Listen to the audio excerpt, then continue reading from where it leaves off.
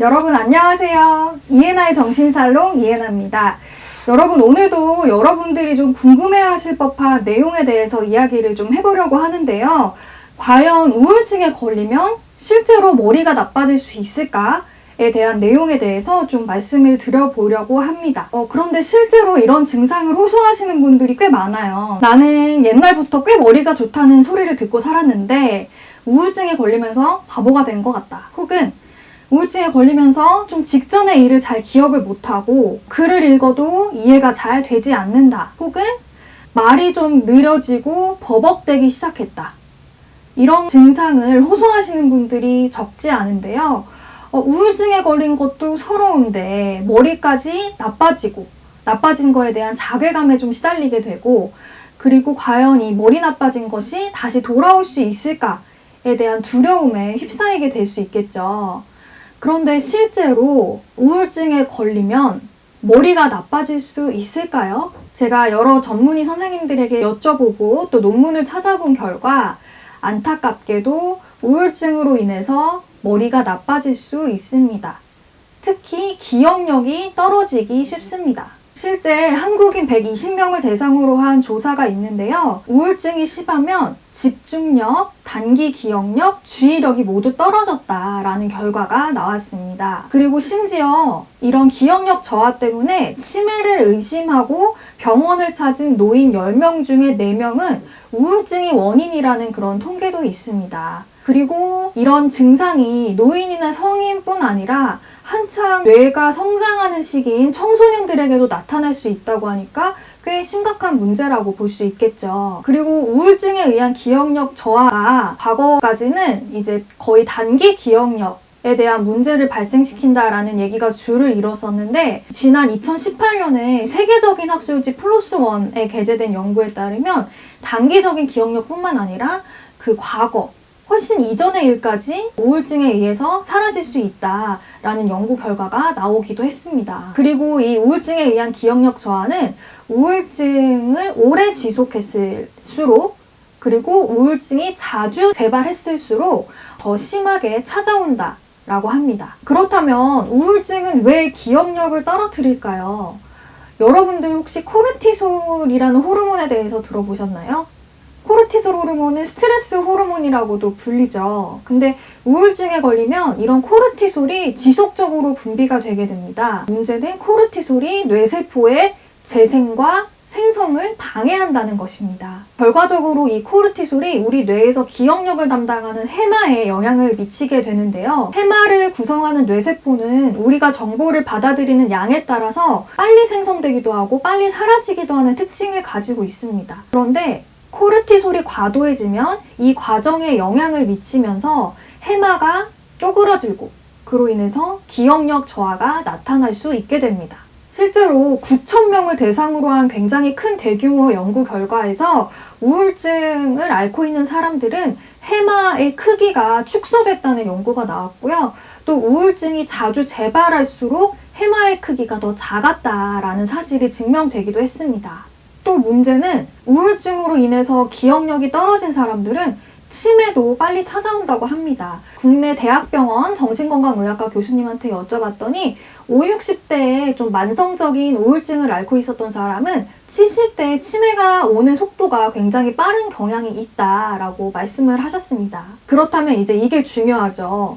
우울증을 치료하면 떨어진 기억력도 다시 회복이 될까요? 다행히도 회복이 됩니다. 건망증을 동반한 우울증을 1년 정도 치료를 했더니 기억력을 포함한 인지 기능이 전반적으로 개선됐다는 국내 연구 결과가 있습니다. 하지만 안타까운 사실은 우울증이 만성으로 지속된 사람들은 다시 기억력을 회복하는 속도가 더디거나 혹은 기억력 회복이 어려운 경우도 있다고 합니다. 그리고 알아두셔야 할 것은 우울증으로 인해서 이미 기억력이 많이 떨어진 사람은 이미 우울증이 중증 이상으로 심각한 단계로 진행됐을 가능성이 굉장히 높습니다. 그렇기 때문에 이런 기억력 저하를 동반한 우울증 환자들은 치료를 빨리 하셔야 우울증 개선은 물론이고 기억력 저하, 이렇게 머리가 나빠졌다는 느낌을 빨리 개선할 수가 있는 거죠. 그래서 일단은 정신과 치료가 좀 필요할 텐데요. 이때 많은 분들이 약에 대해서 거부감을 가질 수 있는데 무조건 약으로 치료해야 되는 부분은 아니라고 합니다. 충분히 심리 상담을 통해서 개선이 가능한 부분도 있기 때문에 너무 약에 대한 거부감을 가지지 마시고 일단 치료를 시작하셨으면 좋겠고요.